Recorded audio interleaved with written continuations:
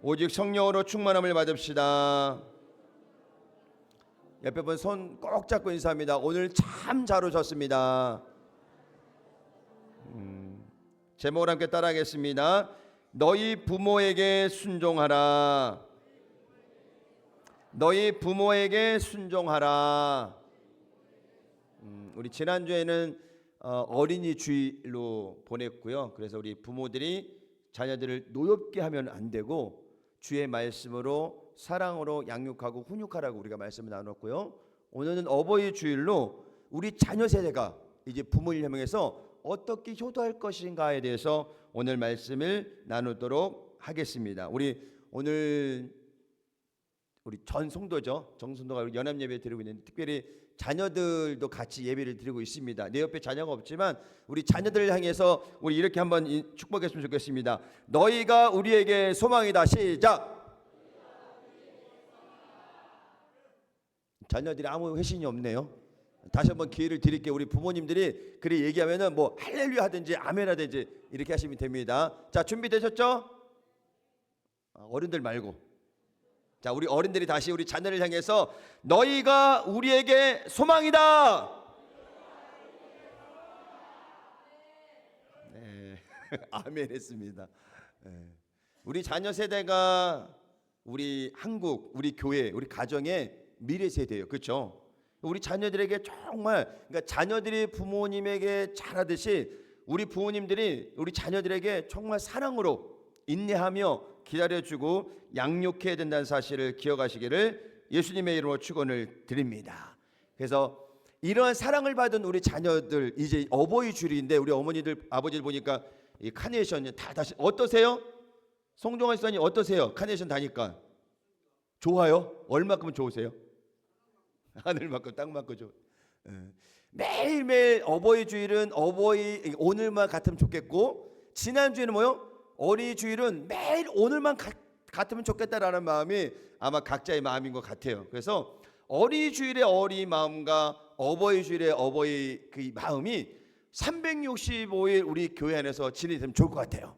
그래서 날마다 우리 부모님들이 자녀를 사랑하고 우리 자녀 세대는 부모님을 공경하면서 어른을 공경하면서 사랑으로 존경하는 마음으로 신앙을 닮아갔으면 좋겠다라는 마음이 들기도 합니다. 자, 오늘 지난주에 이어서 자녀들이 부모님들에게 어떻게 효도하는 것이 공경인지를 오늘 말씀하고 있는데 첫째 한번 따라하겠습니다. 주 안에서 부모에게 순종하라. 시작.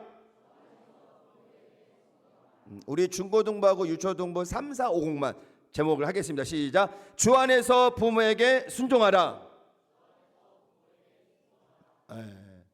변성기 목소리가 들리네요. 그렇죠?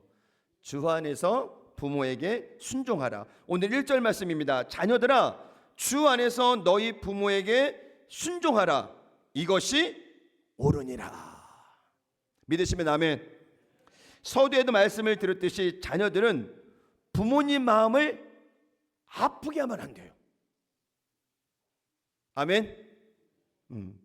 부모님 마음을 아프게 하는 것이 무엇일까요? 다른 게 아니에요. 부모님 말씀에 순종하지 않고 자기 뜻대로 살아가는 것, 그게 뭐예요? 부모님 마음 아프게 하는 거예요.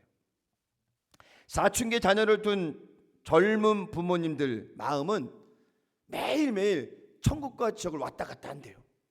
어느 날은 막 천국 같아요. 우리 아이들 보면.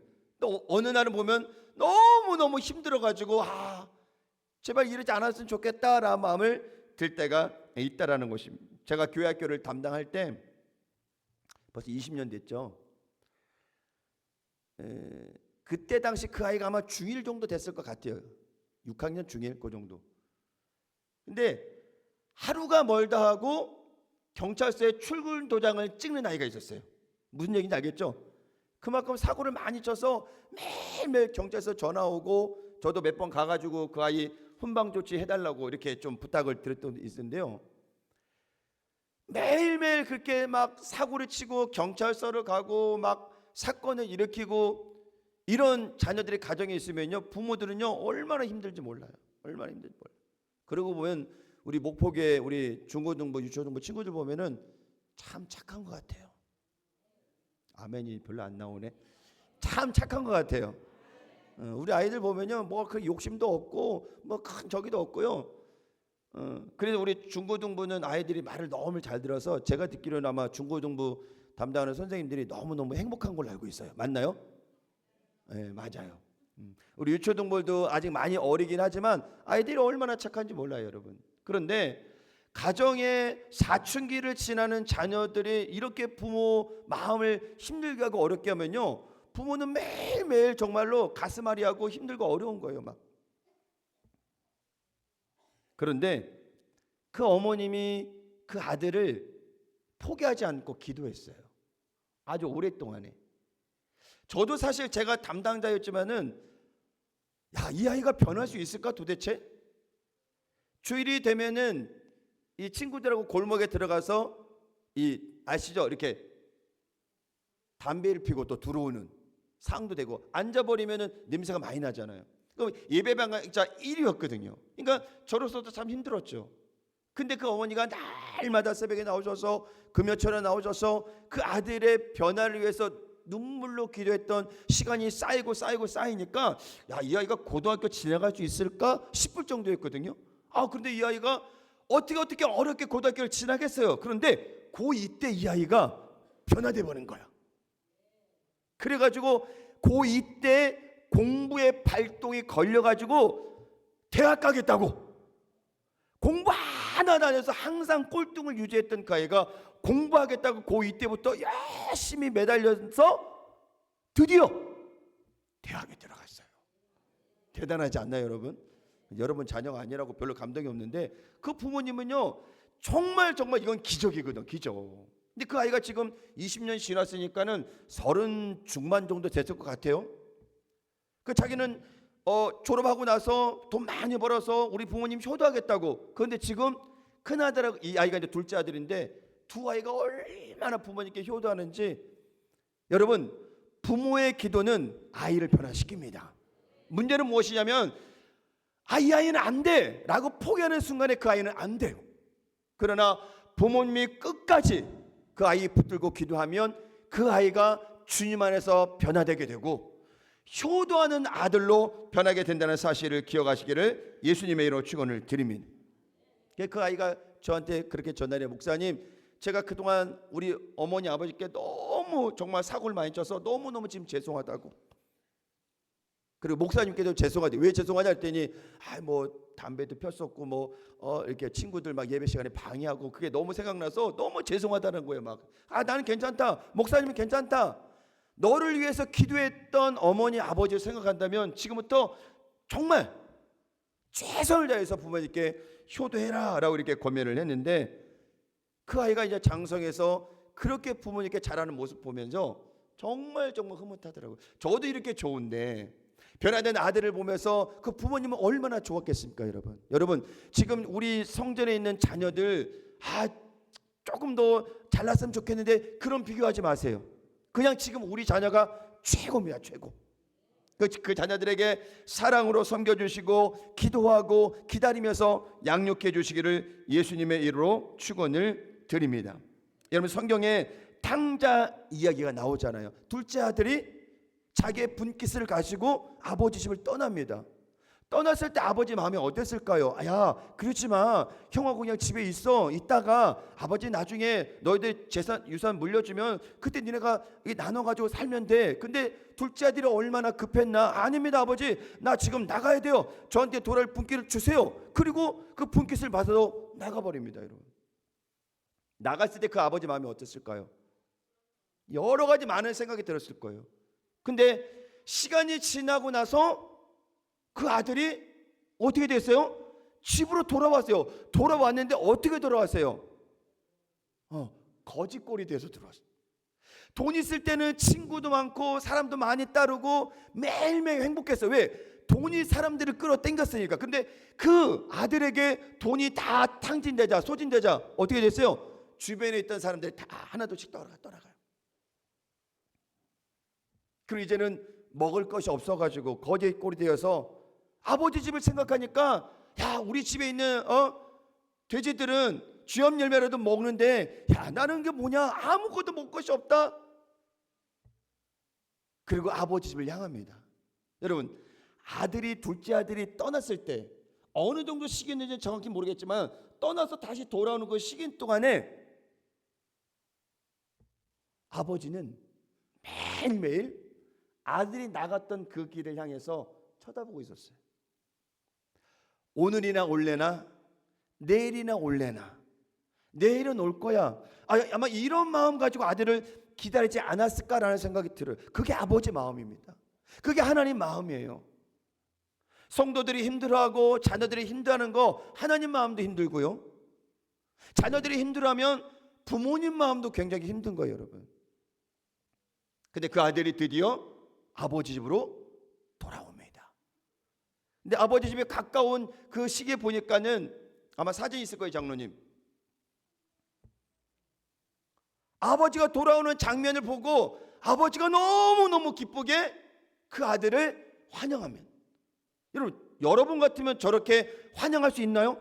거짓골이죠. 나갈 때는 돈도 많이 들고 으쌰으쌰서 나갔는데 돌아올 때는 완전히 누더기 옷을 입고 거짓골이 되어서 집으로 돌아와요. 그 돌아오는 아들에게 여러분 멀리 봤을 때 사실 저 아버지니까 매일매일 기다리지, 저 같으면은 뭐 기다리지는 않을 것 같아요. 저희 민준이가 집에 나가면은 전 안 기다릴 것 같아요. 근데 거짓골이 들어왔다, 저는 저렇게는 환영을 못할 것 같아요. 근데 하나님께서 그렇게 우리를 기다리고 계신다는 거예요. 우리 자녀 세대 잘 기억하세요. 부모님 마음은, 부모님이 아무리 자녀들에게 훈육을 하고 뭔가 좀 싫은 소리를 하고 해도요, 그게 진짜 부모님 마음 아니에요. 진짜 부모님 마음은 어떤 마음이냐? 바로 저 아버지의 마음이라는 거예요. 그래도 우리 아들이 잘 되기를, 우리 딸이 잘 되기를, 우리 자녀들이 잘 되기를 바라는 마음이 부모님 마음이라는 거예요, 여러분. 그래, 여러분, 그런 부모님에게 순종해야 될까요? 불순종해야 될까요? 네. 우리 자녀들은 아무 대답도 안 하시네. 우리 김성 형제님, 부모님께 순종해야 될까요? 불순종해야 될까요? 순종해야 돼요. 순종해야 돼요. 부모님께 순종한다는 건 뭐냐? 하나님의 말씀에 순종하는 것하고 똑같아요. 아멘. 네. 보이는 부모님께 순종하지 못하는데 보이지 않는 하나님께 순종한다? 쉽지 않습니다, 여러분. 하나님께서 하나님의 마음을 가지고 부모님들을 가정에 보내주셨어요. 그래서 그 부모님들은 그 자녀들을 하나님의 마음을 품고 사랑하고 인내하고 기도하면서 양육하는 거예요. 그런 부모를 향해서 막 공격하고 또래는 막 불순종하고 그러면 하나님의 말씀에 불순종하는 거랑 똑같다라는 거예요, 여러분. 그래서 여기 대부분 다 부모님들이 많이 계시지만은 혹시 부모님이 살아 계신다면 우리 자녀들은 부모님 살아 계실 동안에는 모두가 다 자녀예요. 그렇죠? 그래서 100세 된 노모가 80세 된 아들에게 길 건널 때 조심하라 그러잖아요. 물 조심해라 그러잖아요. 그래도 아들이에요. 80세가 되더라도 노모가 계시면은 아들은 아들이에요. 그래서 아들이 어디 가면은 조심스럽게 다녀야 되는, 그게 부모의 마음이라는 거죠, 여러분. 우리 자녀들은 그 부모의 마음을 알아야 돼요. 왜 우리 엄마는, 우리 아빠는 나를 이렇게밖에 못 해주지? 이게 아니에요, 여러분. 부모는 부모 상황에서 정말 최선을 다해주고 있다는 거예요, 여러분. 그 마음을 우리 자녀들이 안다면 부모님 말씀에 거역하지 마시고 불순종하지 마시고, 때론 부모님 말씀이 현실하고 안 맞을 수 있어요. 나하고 안 맞을 수 있어요. 엄마 아빠 그건 아니야 라고 할 수 있죠. 그럼에도 불구하고 그 부모님 말씀에 순종하는 것이 부모님께 효도하는 것임을 여러분이 기억하시기를 예수님의 이름으로 축원을 드립니다. 여러분, 부모님들이 나이가 드셔서 질병도 걸리지만요, 자녀들이 막 속삭이면요, 그게 가슴앓이가 병이 된다는 거예요, 여러분. 부모님을 행복하게 하는 게 자녀의 목적이 되어야 돼요. 우리 그리스도인들은 뭐요? 하나님을 기쁘시게 하는 것. 그래서 오늘부터 우리 자녀 세대는 부모님들에게 정말 효도하시되 그 말씀에 순종하면서 잘 살아가시기를 예수님의 이름으로 축원을 드립니다. 월급 받으면은 사다 드리고 때 따라서 이렇게 효도 관광 보내시고 비행기 태워주시고 때로는 엄마 아빠 뭐 핸드백이니 옷이니 좋은 거 사드리고, 그것도 효도죠. 근데 그게 다가 아니라는 거예요, 여러분. 부모님은 해외여행 보내고 핸드백 받고 용돈 많이 받고 그걸 원하지 않으셔요. 그거보다 더 중요한 뭐냐? 자녀들이 건강하게 가정을 이루고 신앙생활하고 부모님 말씀에 거역하지 않고 오손도손 행복하게 잘 살아가는 모습. 우리 학생들은 뭐요? 공부 열심히 하는 거. 우리 아직 결혼 정년기에 있는 우리 청년들은 이제 행복한 가정을 이뤄내는 거. 결혼한 가정은 뭐요? 행복하게 살아가는 거. 그게 효도예요. 그리고 우리 중고등부 공부 열심히 해야 될까요? 열심히 안 해야 될까요? 뭐라고 그랬어요? 잘 못 들었어요. 그래요. 그렇게 자녀들이 건강하게 신앙으로 성장하면요, 부모님은 용돈 받지 않아도 해외여행 가지 않아도 행복한 거예요. 왜? 우리 자녀들이 그 본분에 맞춰서 열심히 살아가지고 있으니까. 갓난아기들은 아무것도 못하잖아요. 그냥 응애 하고 누워서 그냥 이렇게 엄마만 바라보고 울기만 해도 그게 행복인 거예요. 오늘 모인 모든 가정이 그러한 행복이 넘쳐나시기를 예수님의 이름으로 축원을 드립니다. 오늘 말씀에 순종하라라고 말씀드린 이거는 일회성이 아니라 지속적으로 이어지는 것을 의미하는데, 이 순종의 더 깊은 뜻은 무엇이냐면 주의 깊게 듣다, 경청하다, 순종하다, 복종하다, 명령에 귀를 기울이다라는 뜻이 있다라는 것입니다.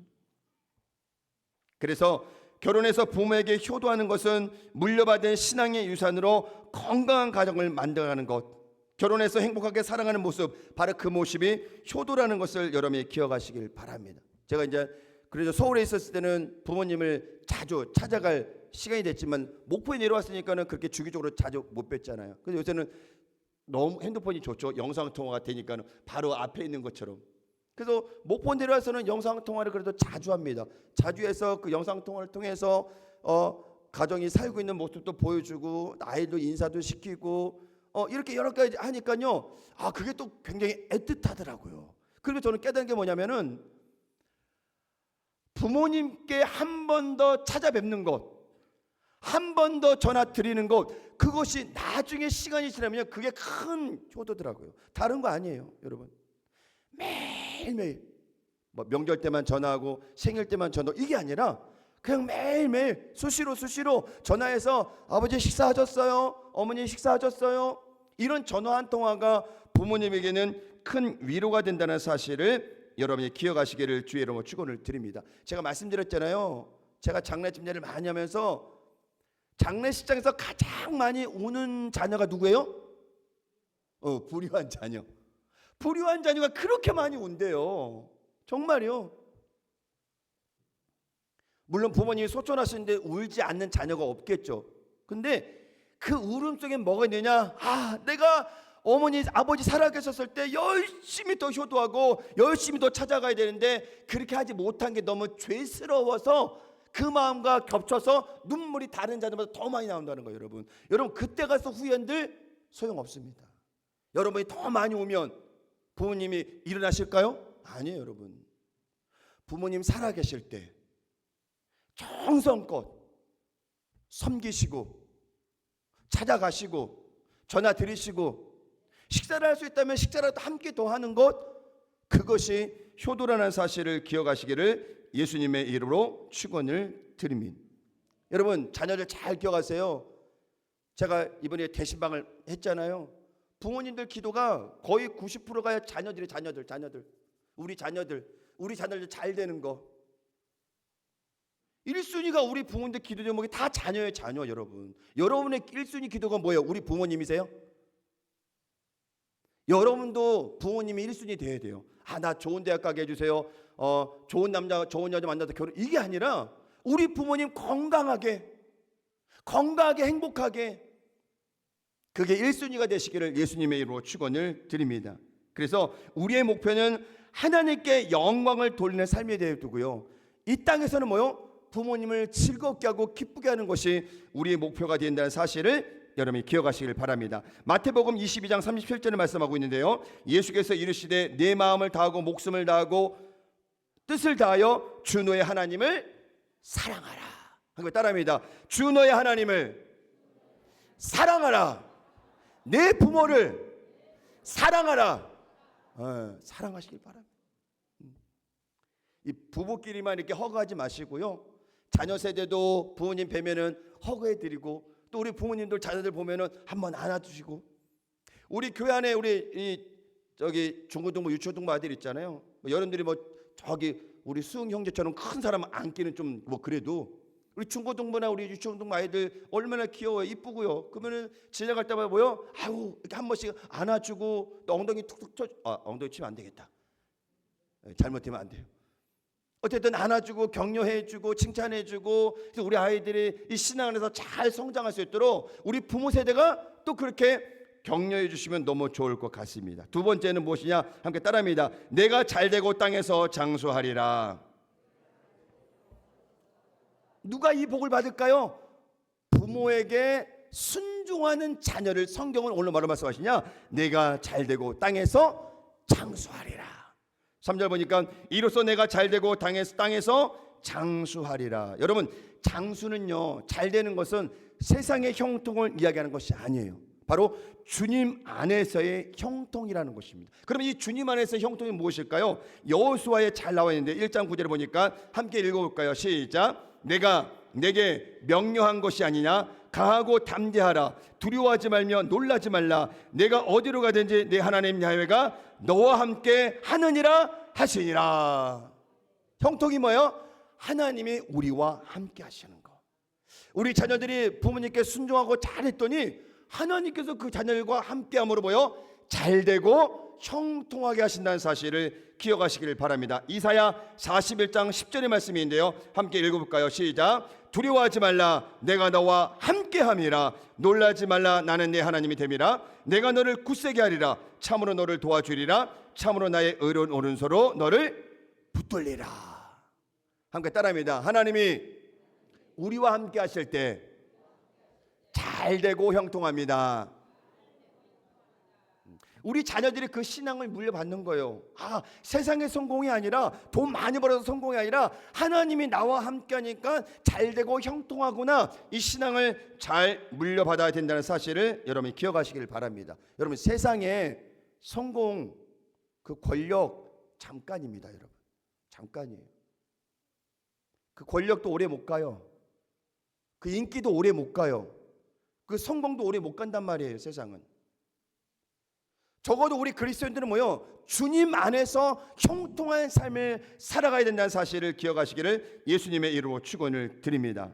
여러분, 하나님이 우리를 떠나지 않으셔요. 누가 떠날까요? 우리가 하나님 떠나는 거예요. 우리가.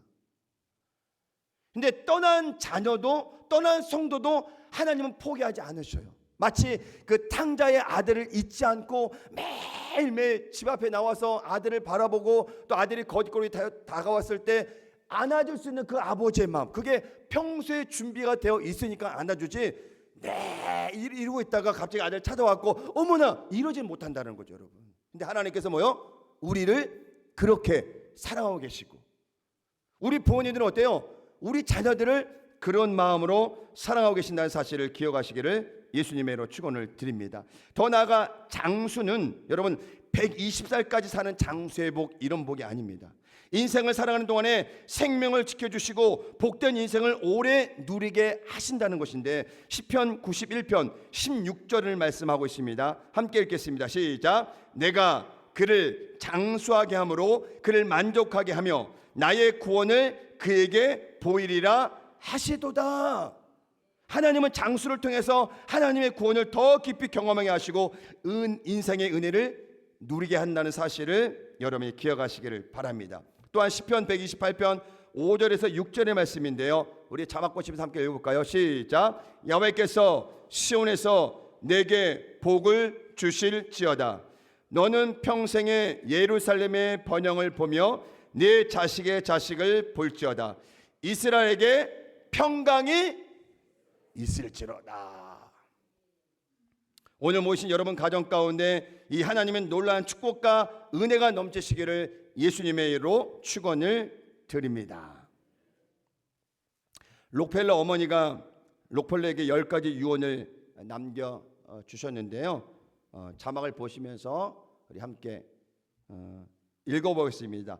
첫째, 하나님을 친아버지로 섬겨라. 둘째, 셋째, 넷째, 다섯째, 여섯째, 일곱째, 여덟째, 아홉째, 열 번째. 아멘. 여러분 450조가 되는 세계 최대 부자가 됐어요. 그리고 180조를 사회에 환원하는, 여러분 하나님을 잘 섬겼더니, 부모님을 잘 섬겼더니 하나님께서 축복하시는 거예요.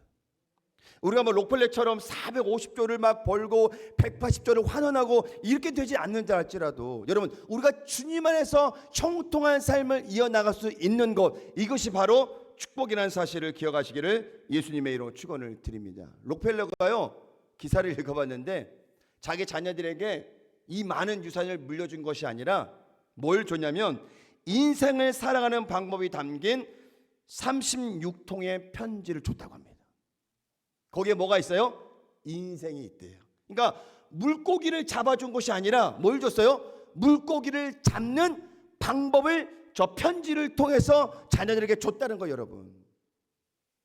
여러분도 오늘부터 36통의 편지를 준비하시고 자녀들에게 세상의 어떤 물질의 유산이 아니라 신앙의 유산과 더불어 그 안에 아버지가 어머니가 살아온 인생을 그 편지에 담아서 자녀들에게 전해주시기를 주의 이름으로 축원을 드립니다. 우리 자녀들이 주님 안에 있을 때, 또 행복한 신앙의 가정 안에 있을 때 잘되고 형통한 삶을 살아갈 수 있다는 사실을 여러분이 기억하시길 바라며, 오늘 모인 모든 가정 그리고 자녀들이 이 록펠러처럼 위대한 인물로 하나님께 영광 돌리는 삶이 되시기를 예수님의 이름으로 축원을 드립니다. 아멘. 기도합니다. 하나님 아버지,